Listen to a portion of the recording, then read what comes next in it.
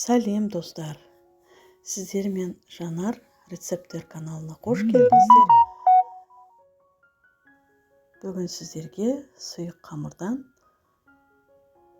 хворс жасап көрсетемін. Хворсты арнайы формада жасаймын. Видеоны соңына дейін менімен бірге болыңыздар. Бірге жасайық.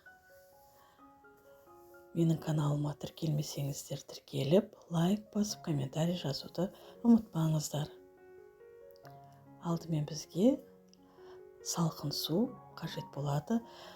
Салқын суды алдын ала холодильникте салқындатып алсаңыздар болады. Бізге міндетті түрде салқын су қажет. Қант, жұмыртқа, ұн қажет және ас содасы.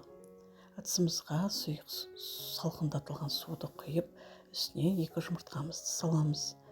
Және қант саламыз.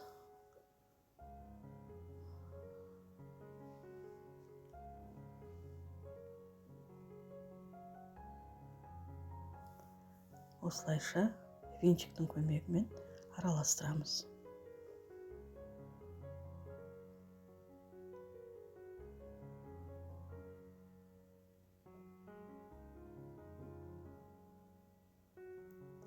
Үстіне тұз саламыз.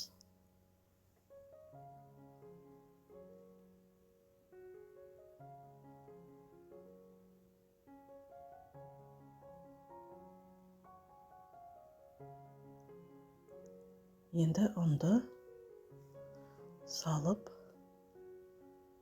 араластырамыз. Ұнды қалауынша араластырамыз. Өте сұйық болмау қажет, немесе өте қою болудың қажет жоқ. Әлде де үстіне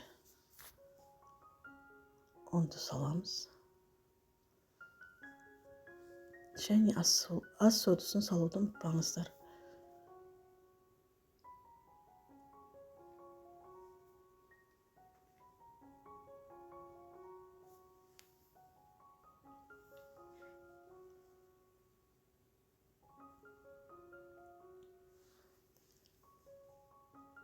Осылайша сұйық қамырымызды дайындап аламыз. Мінекей, енді арнайы біздің формамыз бар. Хворс пісіретін гүл, дөңгелекше, көбелек, жұлдызша формаларым бар. Енді сіздерге осы жұлдызша форманы пайдаланып көрсетемін. Мінекей, осылайша өзінің арнайы ұстайтын құралы бар. Оны бұрап қатайтып аламыз.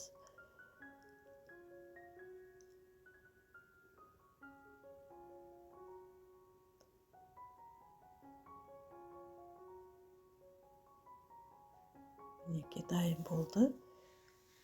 Енді газға ыдысымызды қойып, үстіне сұйық майды құйып, қыздырып аламыз.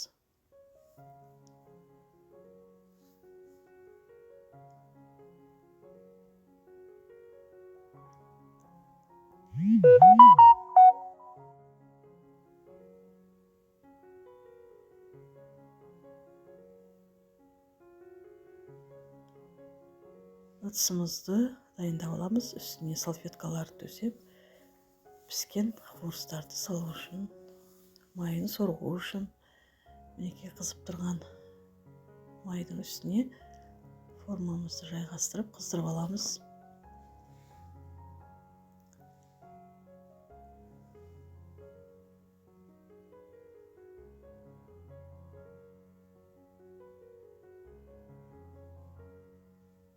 Қызған форманы сұйық қамырдың үстіне жаймендеп басып, барып, қызып тұрған майға қайтадан саламыз.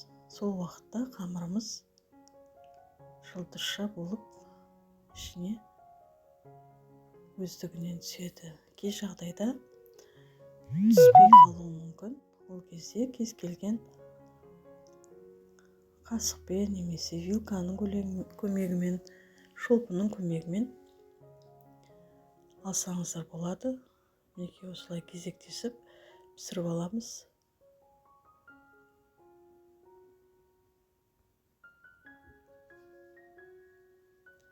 Кейде осылай формадан шықпай қалады. сол кезде төмен қарай түсіріп жібереміз.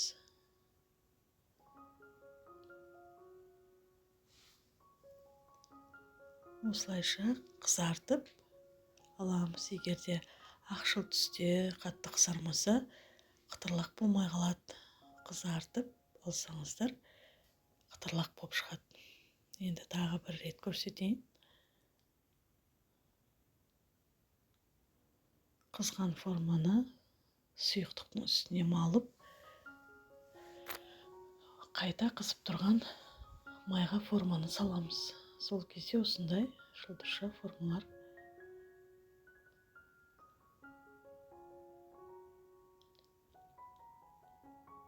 орыс пісіп шығады. Әнеке осылайша барлығын пісіріп алып, үстіне сахарный пудра себеміз. Мен не тающий сахарный пудра септім. Өте дәмді, керемет. Сіздер де жасап көріңіздер. Әртүрлі формада сіздерге ұнайды деген ойдамын. Сіздермен бірге болған Жанар. Менің каналыма тіркеліп, лайк басып, комментарий жазуды ұмытпаңыздар.